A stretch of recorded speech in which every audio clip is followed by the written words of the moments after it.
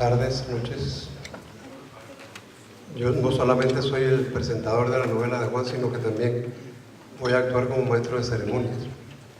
Así que les doy la bienvenida a este acto, donde me corresponde el grato placer y el gran honor de presentar la novela El síndrome de Jerusalén, que es la última novela que ha publicado Juan Bolea. Voy a decirles un poquito acerca de Juan y después él y yo vamos a conversar en torno a su nueva novela.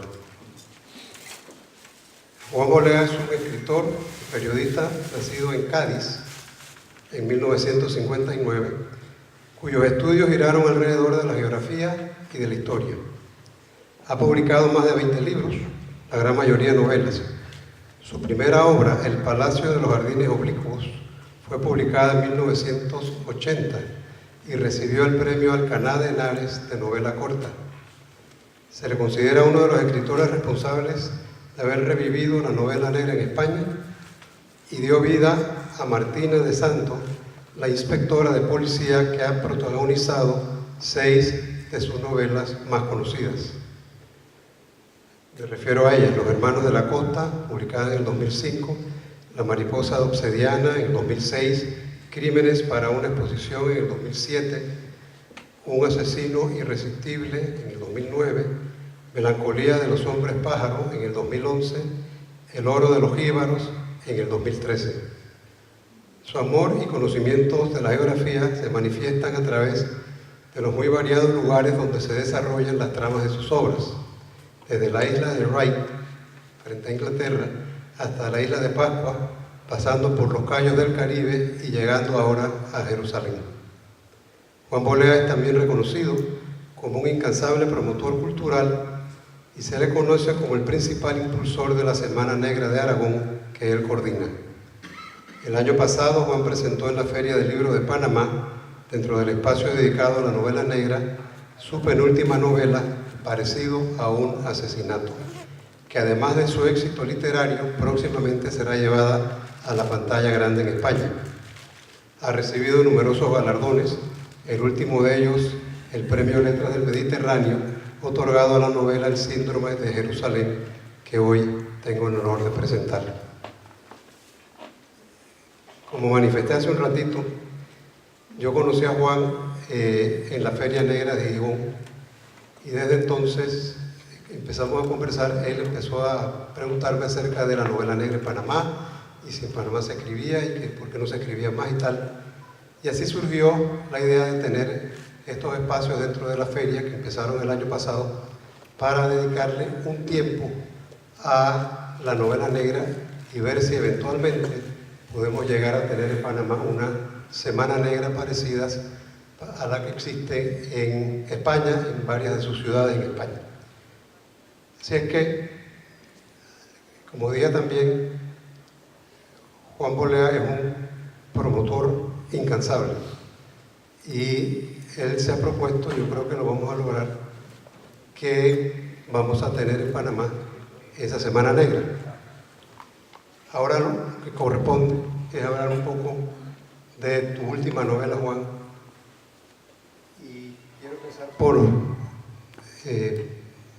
Porque me digas si estoy cierto en lo siguiente. Es la primera novela donde aparece la detective, la inspectora Martina Santo, pero en un papel secundario.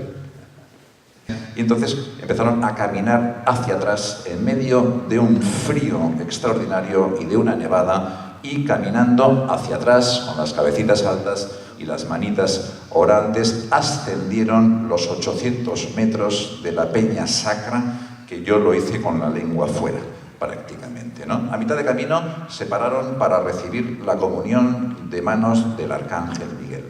Cuando llegaron a la cumbre de la Peña Sacra, cayeron de rodillas y vieron una vez más en trance a la Virgen María. Los curas las pinchaban con alfileres, no sentían absolutamente nada, iban descalzas, no sentían frío. Mercedes Salisac se arrodilló al lado de una de las niñas, llamada Conchita González, y le suplicó que le preguntase a la Virgen María por su hijo Daniel. si estaba en el cielo con ella.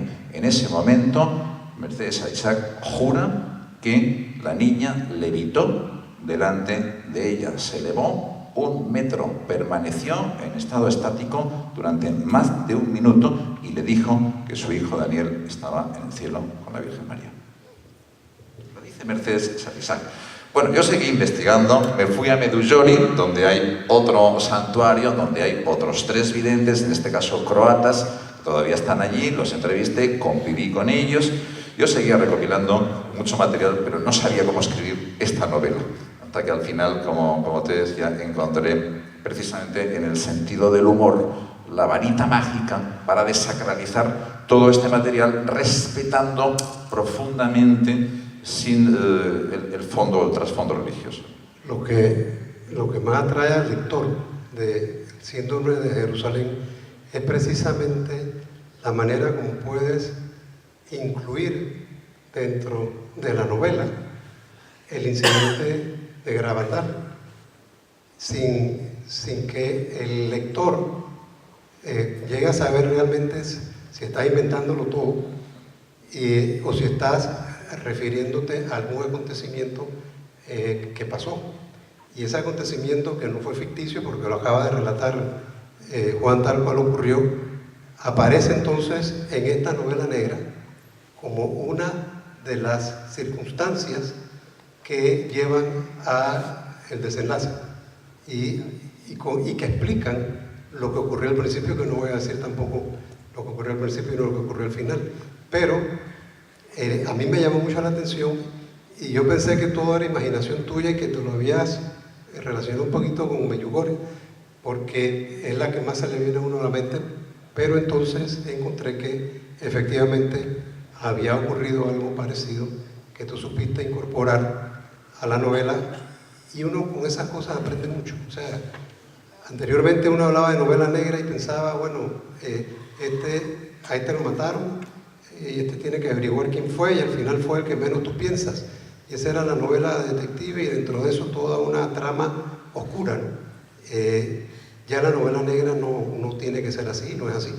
Ya la novela negra refleja lo que acaba de contar Juan, y ya la novela negra además va impregnada de mucha literatura, cosa que antes no era necesaria, diría yo, en la novela negra original, cuando escribían Chandler o cuando escribían el mismo Stanley Gardner, perdón, que es uno de los que yo seguí, la literatura no era lo importante, sino nada más que la trama. Pero evidentemente que en esta novela y la novela que tú escribes hay mucho más que eso. Y para mí, yo voy a permitirme leer un pasaje, porque me gusta, como buen abogado, probar lo que digo. Y entonces a mí me sorprendió el pasaje que se lo leo rapidito. La vista desde las terrazas era sublime. Allí abajo se escondía un verde tapiz de huertos y árboles, con la nota de color de los frutos en sazón como mínimas pinceladas de un lienzo puntillista. Más allá, junto a la línea del mar, los altos edificios de Benicassim brillaban con una blanca luz que rebotaba en el Mediterráneo, haciendo imposible, sin gafas de sol, mantener la mirada en el horizonte. El cielo era tan azul que daban ganas de morirse para verlo más de cerca. Esto uno no se imagina, pasajes como estos en una novela negra, y creo que animan a los que quieren escribir novela negra a escribir una novela negra, porque ya podemos incluir cosas tan románticas como esta descripción. Bueno, muchas gracias, David. Yo, aunque soy un hombre nacido en el Atlántico, en Cádiz, que es una ciudad que tiene con Panamá unos lazos extraordinarios, como sabéis muy bien, también me considero muy mediterráneo, y en la novela, en el Síndrome de Jerusalén, todas las descripciones de paisajes, que hay unas cuantas, son mediterráneas, ese color amarillo, ese tipo de vegetación arbustosa, el mar siempre presente, y casi como con un recurso escénico, la novela nos va trasladando con esos paisajes casi sin querer, nos va llevando hacia Jerusalén, hacia el Valle del Jordán, los mismos colores, las mismas vegetaciones. Poco a poco la novela se va yendo hacia Jerusalén, bueno, hacia el origen, hacia la palabra, hacia el mito, hacia dónde fue Jesucristo. Y cuando yo recorrí el Valle del Jordán, que es una experiencia fantástica, está lleno de referencias literarias y bíblicas, y además yo tuve la suerte de tener unas vivencias preciosas, pues porque pasé unas noches en uno de los kibbutz, conocí bien la frontera y recorrí a fondo los lugares bíblicos, pensando mucho en la figura de Jesucristo, sobre la cual yo había leído casi tanto como sobre Santa Teresa de Jesús y sobre la Virgen María y los muchos misterios de Jesús, y en lo que Jerusalén representaba para aquel joven profeta que había cometido ya, digamos, la transgresión máxima, el milagro trascendental de resucitar a un hombre, porque cuando Jesús resucita a Lázaro es la primera vez que eso sucede en la humanidad. Nunca antes había ocurrido. En ese momento Cristo ya se encamina a Jerusalén en olor de santidad. Pero a mí me seguía obsesionando, por ejemplo, por qué se reivindicaba como rey de los judíos, si ya era un líder espiritual, si ya tenía, digamos, ese reconocimiento, ¿no? Robert Graves, que es un autor que a ti te gusta mucho, un gran maestro, nota una respuesta fantástica, también muy paradójica, en Rey Jesús, es una de sus novelas históricas. Dice, bueno, Jesús se reivindicaba como rey de los judíos porque lo era. Nos dice Robert Graves, ¿por qué lo era? Porque era hijo de Antípater, porque era nieto de Herodes, porque era un hombre abandonado, porque era un hombre del serrallo real. Es una tesis que aquí entraríamos en otra de las múltiples caras fantásticas, fabulosas de la figura de Jesucristo. No quiero entrar por allí, pero sí en explicaros brevemente qué es el síndrome de Jerusalén que da título a la novela. Es una patología muy curiosa. Bueno, es un trastorno psicológico, psiquiátrico, que afecta a aquellos peregrinos modernos que visitan Jerusalén con una sobrecarga religiosa, digamos, ¿no? A los pentecostalistas, por ejemplo, muchos cristianos, muchos católicos, también a la gente que visita el Domo de la Roca, donde Mahoma está también muy presente, o a los judíos más radicales. Pueden en un momento determinado estos peregrinos creer que se han convertido en una de las figuras bíblicas de su adoración, y que en lugar de salir del hotel pues con tu botellita de agua y tu máquina fotográfica, pues salgas con una túnica, con una corona de espinas y, si puedes, con una cruz. Momento en el cual la policía de Jerusalén, que es muy amable, como todo el mundo sabe, y está acostumbrada a estas cosas, bueno, deja que el hombre recorra un par de estaciones, ¿no?, de la Vía Dolorosa, antes de invitarle amablemente siempre a subir a un coche celular y trasladarlo a un hospital donde le espera un psiquiatra especializado en el síndrome, que es el doctor Yassir Barel, que fue el doctor que le dio nombre al síndrome en 1990 y tantos, y que sigue al frente de ese equipo. Tratan al paciente, que puede ser un dentista danés o un arquitecto español, y alguien generalmente sin precedentes psiquiátricos, sin afección ninguna, sino con una sobrecarga religiosa por un tema de enfermedad, por lo que sea, ¿no? Y bueno, y que permanece ingresado 2 días, 3 días, 24 horas, una semana, hasta que va recobrando su ser original. A menudo no recuerda prácticamente nada, pero bueno, es un fenómeno que ocurre al año unas cuantas veces, que a mí me hizo mucha gracia, lo estudié en profundidad y lo he utilizado también en la novela. Como veis, una documentación muy variada, muy variopinta, pero siempre, digamos, apuntando hacia lo sobrenatural dentro del cristianismo, en esa frontera entre la razón y la fe que solamente han recorrido los místicos. Era un reto llevar la novela negra a ese terreno inmaterial, espiritual, y sacar de allí un argumento de acción, un argumento, digamos, con temas mucho más humanos, ¿no?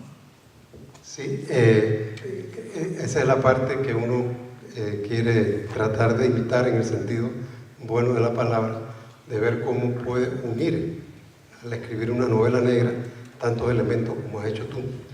El otro tema que me llama la atención un poco es que esta novela está narrada en primera persona.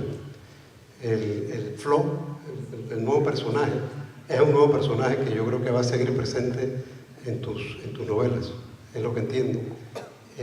Narra en primera persona, ya te estás comprometiendo tú como escritor a seguir narrando en primera persona. ¿Se acabó el escritor omnisciente?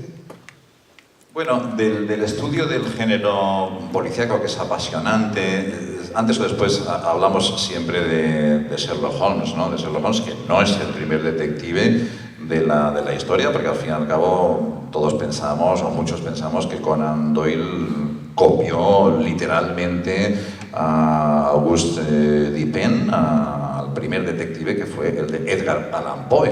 Edgar Allan Poe escribió Los crímenes de la calle Morgue en 1838 y Conan Doyle inventa la figura de Sherlock Holmes casi 40 años después, en torno a 1880, y realmente lo clava. Un tipo excéntrico, un tipo solitario, superdotado, y los dos con un colega, un compañero dispuesto a contar su historia. Y desde el principio a mitificar tanto a Dupin como a Sherlock Holmes.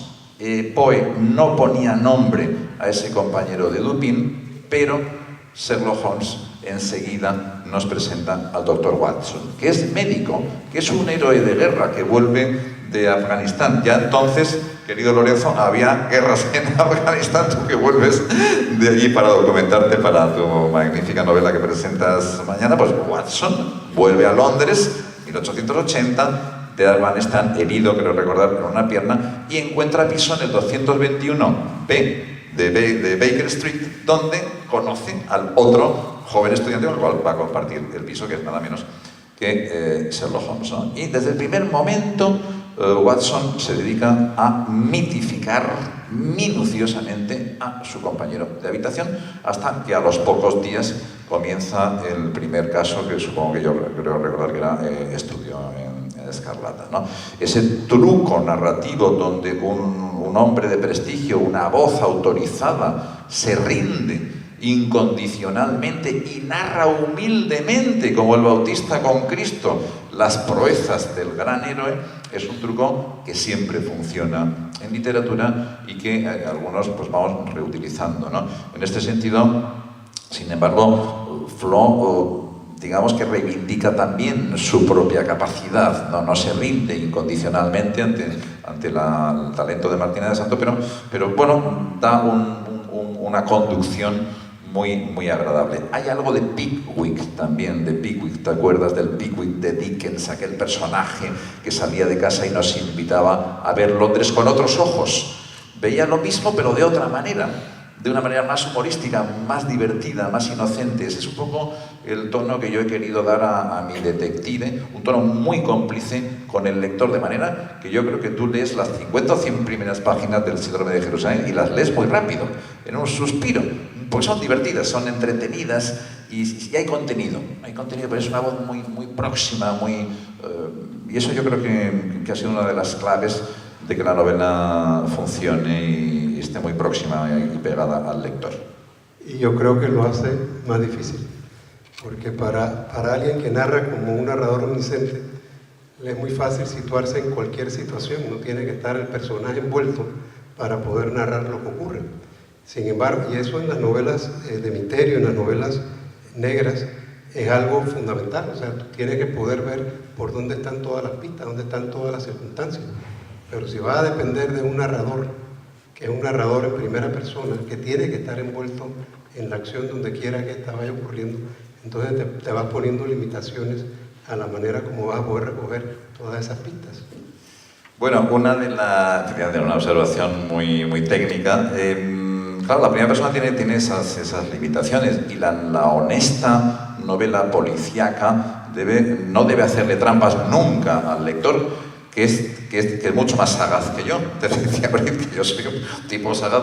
No, el lector es muy sagaz y el lector no va a perdonar una trampa o que falsees una información o que le hurtes una información o que presupongas una información que no estaba en el texto. Hay, por lo tanto, una limitación, una honestidad obligada, pero también, como te decía, una gran complicidad, una gran proximidad y un intento de crónica social.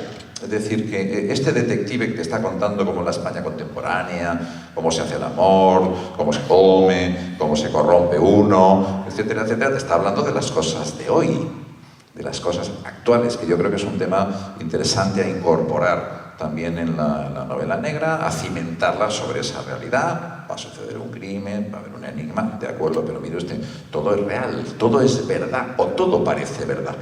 Este detective consigue, y yo a través de él, la confianza del lector. El lector es desconfiado. Cuando empieza a leernos, lo hace de uñas, lo hace muy armado. Poco a poco tiene que ir entregándose a las malas artes nuestras, ¿no? Hasta que confíe plenamente, incluso nos recomiende.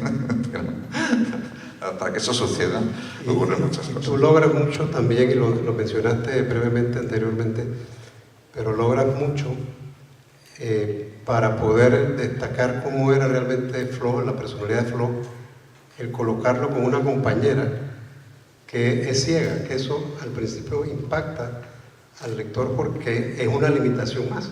El hombre que es un detective, pero tiene a alguien que depende mucho de él porque no se puede valer por sí misma. Sin embargo, uno va adquiriendo la simpatía por este señor. Va llevando, como dices tú, las primeras 100 páginas van pasando sin que te des cuenta de que ya las leíste y de que ya viene la trama empezándose y que estás llegando ya a lo que va a ocurrir al final.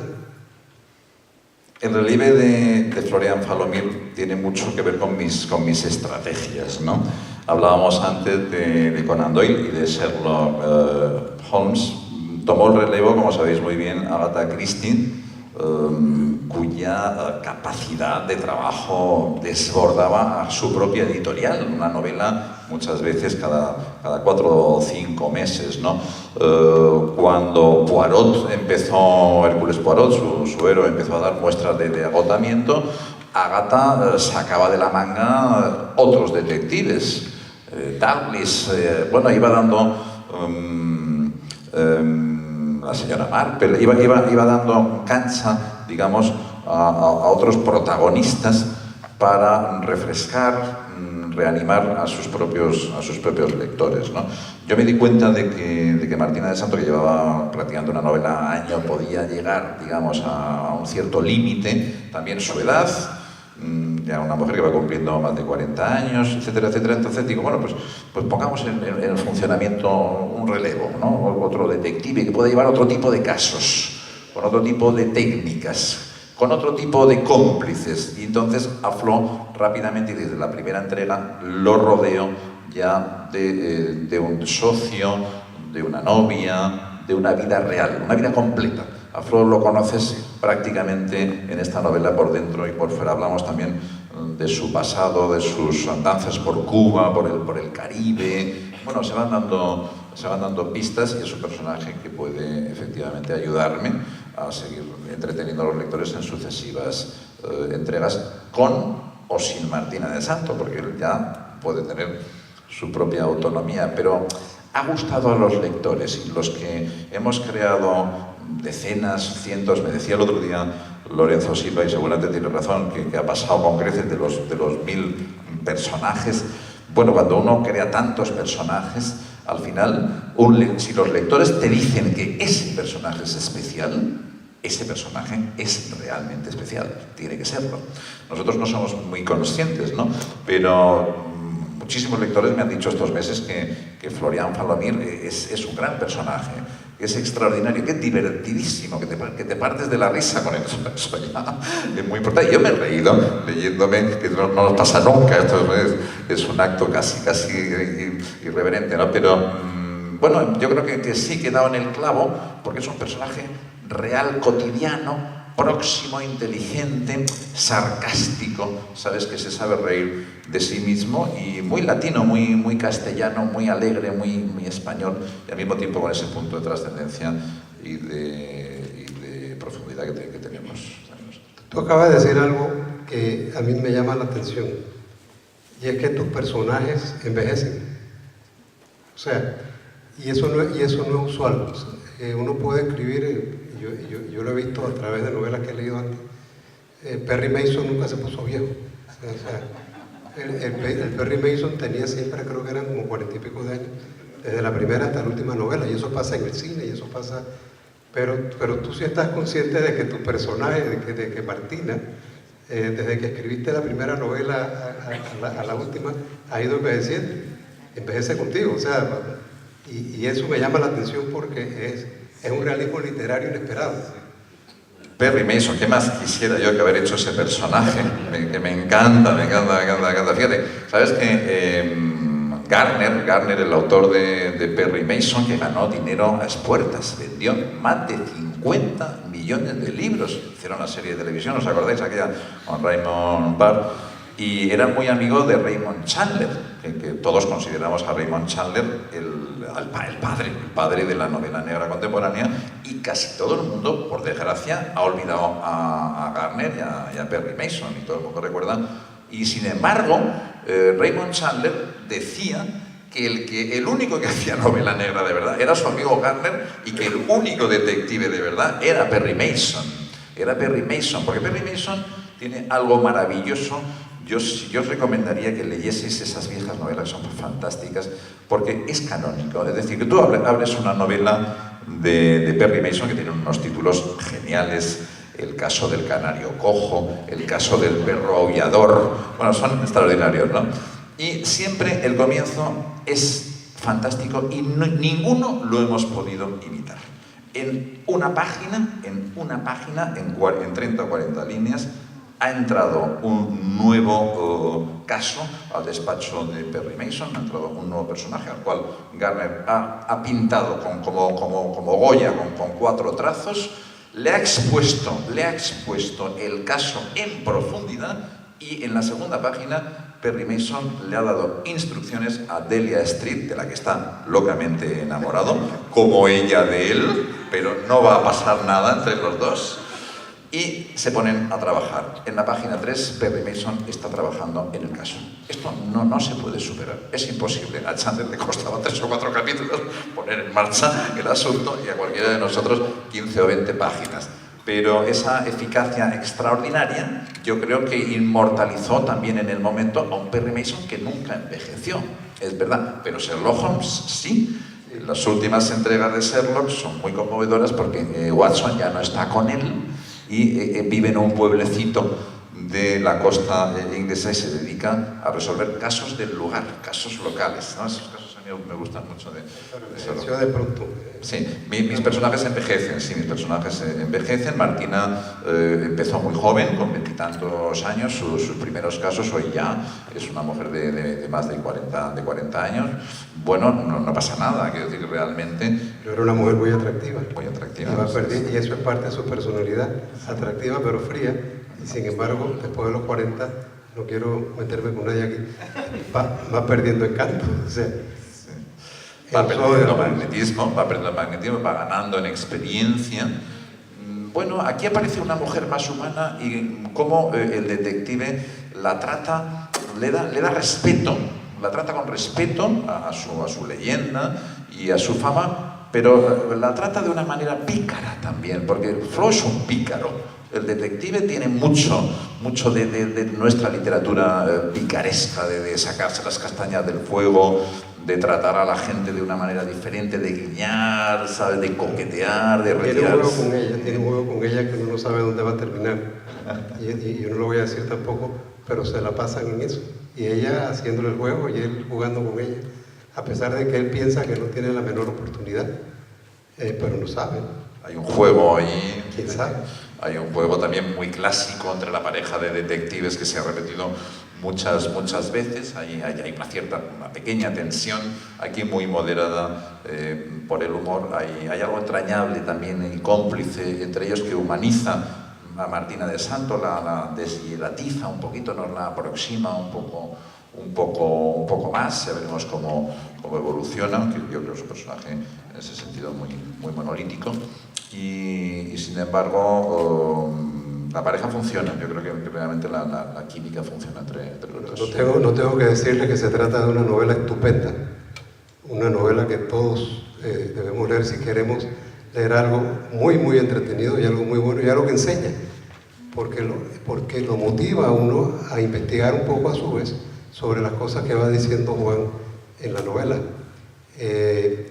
Yo por supuesto que me la leí de un tirón, no porque tenía que presentarla, porque me llegó como 6 días o 7 días antes de la presentación, sino porque no podía dejar de leerla, porque el interés era muy grande. Así es que mucho antes de lo que pensé, había terminado de leerla y ya le había escrito a Juan diciéndole: oye, me ha encantado tu novela, pero ya me he encontrado con ciertas cosas que no había visto en las anteriores. Y me dice él, efectivamente, y ahí empezamos a conversar por correo electrónico acerca del tema del síndrome de Jerusalén, que yo creo que va a ser una de las novelas del año, y aquí en la feria espero que tenga el éxito que merece. Así que Juan, muchas gracias. Yo